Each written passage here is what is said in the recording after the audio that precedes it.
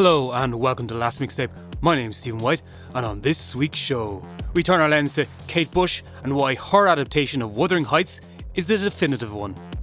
But first,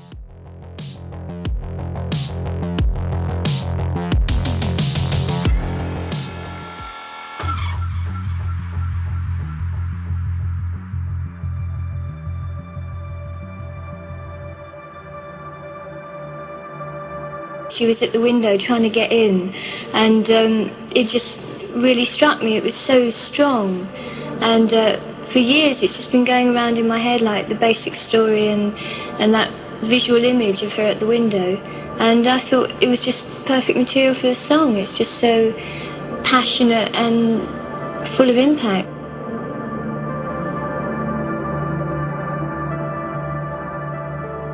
not my words, but the words of Kate Bush. Why, dear listener, and indeed, dear viewer, were you just listening to the words of legendary songwriter and producer Kate Bush at the beginning of this week's show? Well, I thought, due to the release of Emily Brondt's brand new trailer for Wuthering Heights starring Margot Robbie and Jacob Elordi, which is gaining a lot of controversy around its tone, erotic themes, and indeed its casting, we delve into why I think Kate Bush's version of Wuthering Heights is indeed the best and most definitive version of Bronte's work. And just to add a little bit of an Irish thread to this week's show, Kate Bush has relatives from Waterford in Ireland on the southeast coast where I was born. So that will be the Irish thread for this week's show. Me and Kate Bush both share the same hometown. But for now, let's delve in. Emily Bronte's Wuthering Heights, published in 1847, remains one of literature's most enigmatic masterpieces. It is not a romance novel in the traditional sense, but a brutal gothic tale of obsession, revenge and cruelty, and indeed ghosts. Its layered narrators twist the story like gnarled branches, and its description of the wild and windy Yorkshire moors give the landscape as much presence as Heathcliff or Catherine. The atmosphere is bleak, windswept and haunted. When it first appeared, the reaction was as stormy as the novel itself.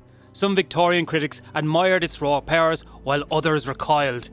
It was too much for its time, too unruly, too haunting, and almost 2 centuries later, Emily Fennell's upcoming adaptation has provoked a similar storm. Shock, fascination, and fierce debate about Bronte's story should be told. Cinema has long tried to recapture it. William Wyler's 1939 version with Laurence Olivier as Heathcliff distilled the novel into Hollywood melodrama, stripping away the multi-layered narrators. It softened Bronte's cruelty into tragic romance. Critics admired Olivier's performance, but noted that much of the book's gothic savagery had been lost. Even Olivier later admitted that the story felt more suited to the stage than the screen. Later versions fared little better. Peter Kaminsky's 1992 film, with Ralph Fiennes, Juliette Binoche and Ireland's own Sinead O'Connor in the role of Bronte herself, attempted greater fidelity but was dismissed by reviewers such as Roger Ebert, saying it was handsome yet strangely bloodless. The BBC Two has returned to the novel time and time again, most notably in 1967 with Ian McShane as Heathcliff.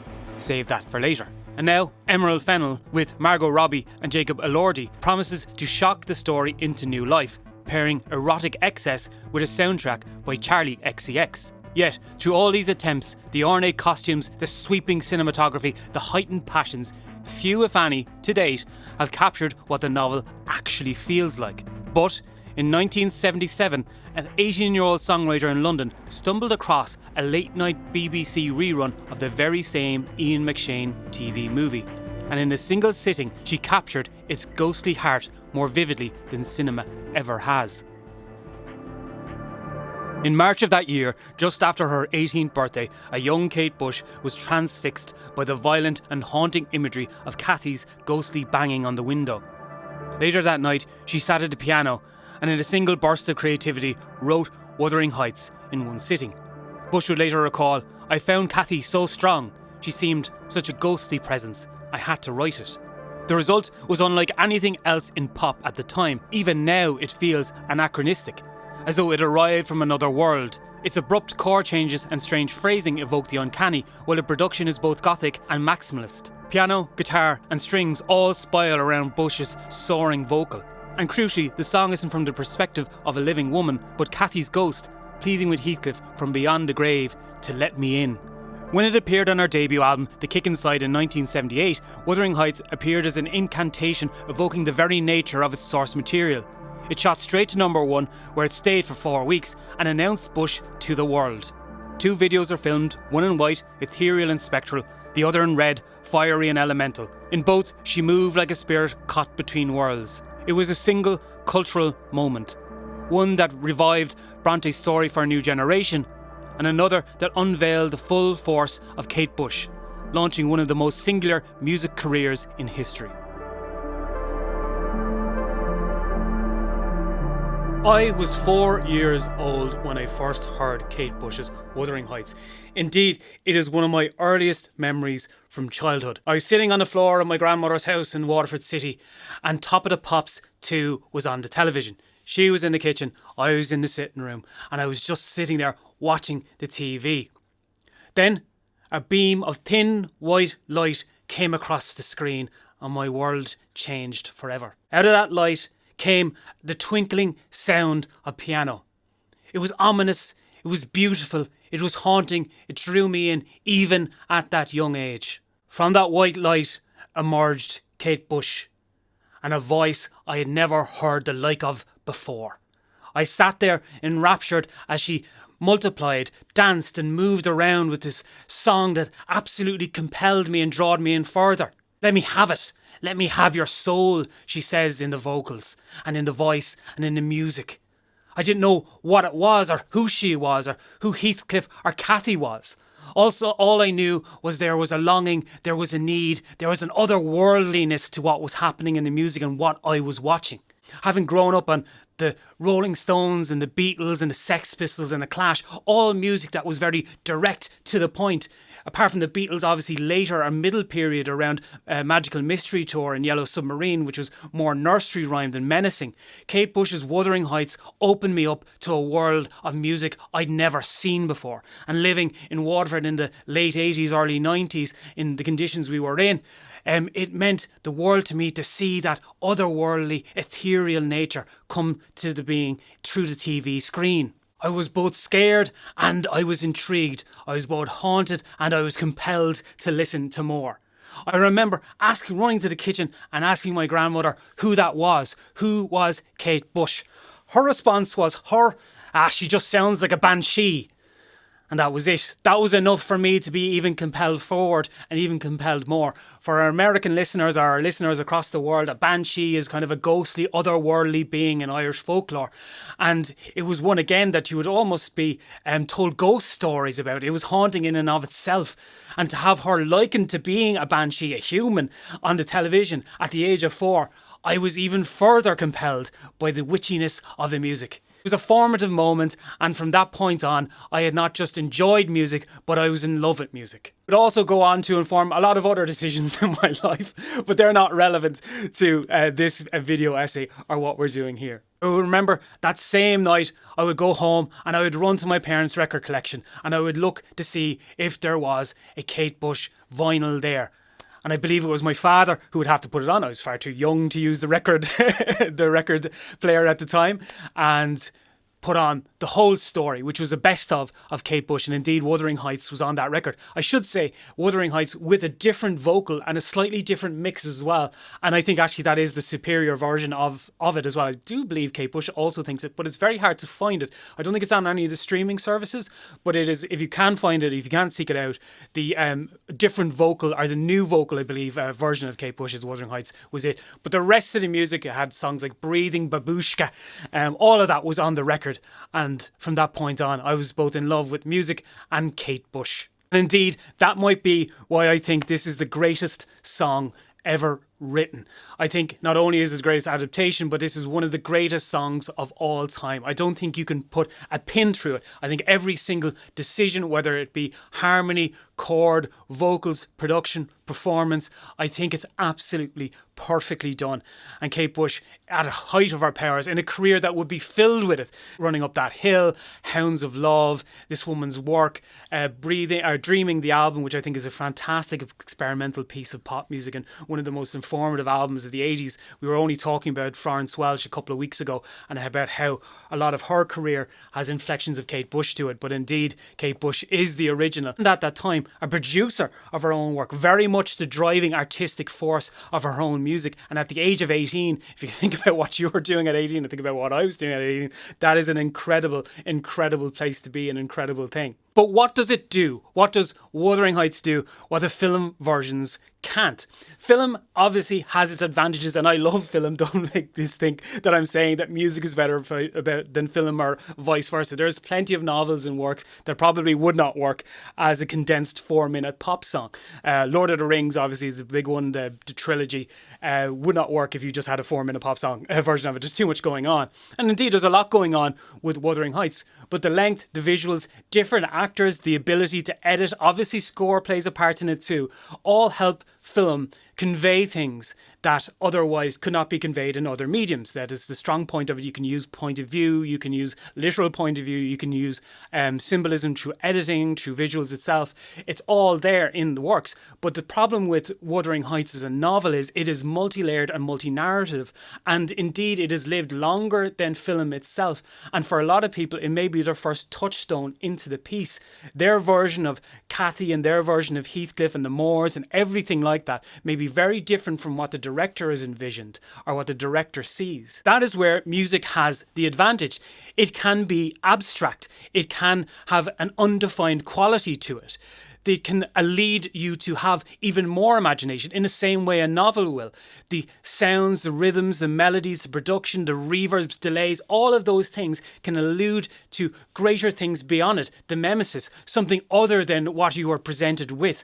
I think that's really where Kate Bush's version of Wuthering Heights excels. It's a mood piece. It's a tonal piece. It captures perfectly the sound of the moors and Bronte's novel in the music. It is instilled in it. You are haunted from the very first moments of that twinkling piano line, and then obviously Kate Bush's vocal, which I do believe in interviews she said was pitched that little bit higher, although she always sang quite high, was pitched that little bit higher to give it that ghostly quality. And obviously there are music videos in connection to it, and obviously her wandering around in the woods all dressed in red adds something to that. But on record itself, it does feel like it captures that brutality, that savagery, that longing. There is romance. There's also violence to it. It's all in the music. Even one of the things I love most about the song, as well as apart from Kate Bush's vocal, is the sound of the snare on the drums, which has this big, huge 80s, it was the 80s, our 70s, we're going into the 80s, gated snare sound. It sounded huge behind everything else. There's a lot of juxtaposition with it as well. How the twinkling piano and the chord changes, and obviously the soaring vocal by Kate Bush meld in to what is the snare sound. Also, there's a suspension of disbelief. You don't have to buy into as much or visually see as much. With Kate Bush's sound and her music, it is inviting you to take that leap with her. Believe that she is Cathy, that she is at the window. You can fill in the blanks yourself. She's pleading and wanting to be left in. Also juxtaposed with "let me have it, let me grab your soul" is an absolutely beautiful contrast in the meaning. It has her speaking about how cold it is and how lonely it was, but also has her talking about how brutal Heathcliff was. "I hated you, but I loved you too" is a complete brilliant distillation of the relationship between the two characters. And then the later part of the novel where Heathcliff is longing for Cathy, who is far, far gone and is indeed haunted by her memory and indeed haunted by her ghost. That violence and all of that is perfectly distilled. You hear Kate Bush talking about, indeed, the first time she was exposed to it was the last minutes of that Ian McShane version from BBC, and it was bloody and it was a little bit violent for the time. It was a little bit haunting as well, kind of a lot of the way. In a lot of people would have experienced her song in a kind of a short, brief period, an abstraction of the greater novel itself. It doesn't have to tackle as much, so it works more as a mood piece for the album, and it perfectly encapsulates everything that's happened in the novel and in the work without having to go through all the different characters, all the different perspectives, even the plot points. As I say, like the first time I had heard it was even of Wuthering Heights and of Heathcliff and Cathy and all them was this song. I would later have to read Wuthering Heights for my leaving cert, which is high school if you're American, and in England, I can't remember what it is in England. It's your later thing. And we had to read it. And the whole time when I was reading that novel, I had Kate Bush in my imagination as Cathy. So informed I was of her presence within the novel that any time we were talking about Cathy, despite the description in the novel, Kate Bush was Cathy to me in my head. And I think that's the same way for a lot of people. One of the reasons why it is the definitive version of this piece, obviously apart from the novel itself, is because it's the one that has stuck most in the cultural milieu. It is the point of reference. It is when we hear Wuthering Heights, a lot of people will jump to the novel, but a lot of people will jump to Kate Bush herself. Music has that power to encapsulate greater things beyond the 4 minutes of obviously a pop song, where classical music and all those things do the same thing, but it has the ability to draw further away from that. Now, not all lyrics and not all music has to be abstract and mood-driven pieces. A lot of songwriters are narratively driven. I think what also adds to the longevity of Wuthering Heights' song is Kate Bush's career. She had one of the most singular and brilliant careers of any musician of the 20th century, and to this day, her shadow looms large over musicians creating similar music in a similar space. She is bewitching, a lot like my grandmother said. She sounds like a banshee, but indeed that is kind of the point. It is haunting, it is longing, it is something other than what is on the record. I remember when I was that young, I didn't really understand how music was made or how people made music or what types of people made music, let alone the decisions between production, recording, and how all these things were put together.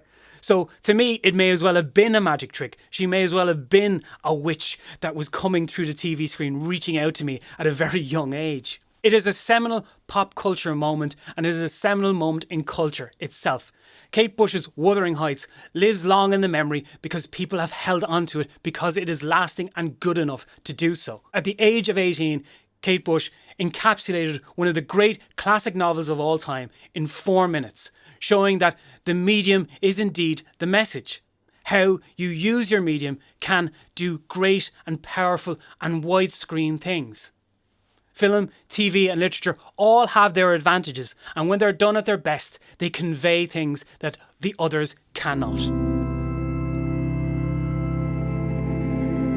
Nearly 50 years on, Wuthering Heights remains one of Kate Bush's most defining works. It has outlasted almost every screen version of Bronte's novel, becoming a kind of cultural shorthand for the story itself.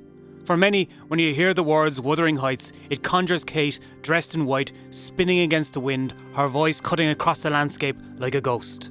The song refuses to settle into nostalgia. Each year, thousands gather for the most Wuthering Heights day ever, dancing in red dresses to summon Kate's spectral Cathy back to the moors. It has been parodied, memed, and endlessly referenced. Even later adaptations of the novel seem haunted by it, from Sinead O'Connor's cameo as Emily Brontë in 1992 to Charli XCX soundtracking Emerald Fennell's upcoming film. Whether acknowledged or not, every retelling now takes place in the shadow of Kate Bush's version. And this is the key. Bush distilled the essence of Bronte's novel, the wind-blown chaos, the gothic cruelty, the spectral longing, into a 4-minute pop incantation. Where Hollywood tried to tame the story into tragic romance, she embraced its strangeness, its unruly heart, its haunting. I know this because I felt it long before I ever read Bronte's words. Sitting in my grandmother's house in Waterford, seeing Kate appear on the television, I was bewitched. I didn't understand the story, but I understood the haunting. In the end, that's why our song has endured longer than any costume drama. Kate Bush's Wuthering Heights howls eternal. The voice of a teenage songwriter who turned literature into music and music into legend.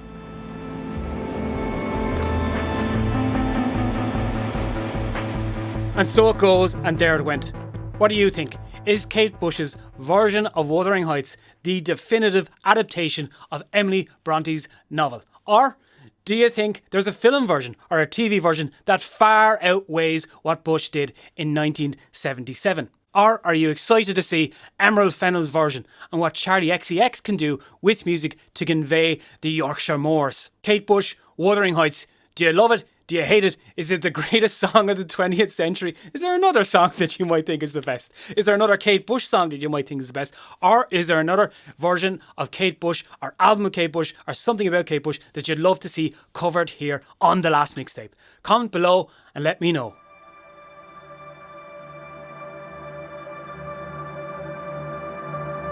I hadn't read the book. That wasn't what it inspired it. It was a television series they had years ago, and I just managed to catch the very last few minutes where there was hand coming through the window and blood everywhere and glass. And I just didn't know what was going on.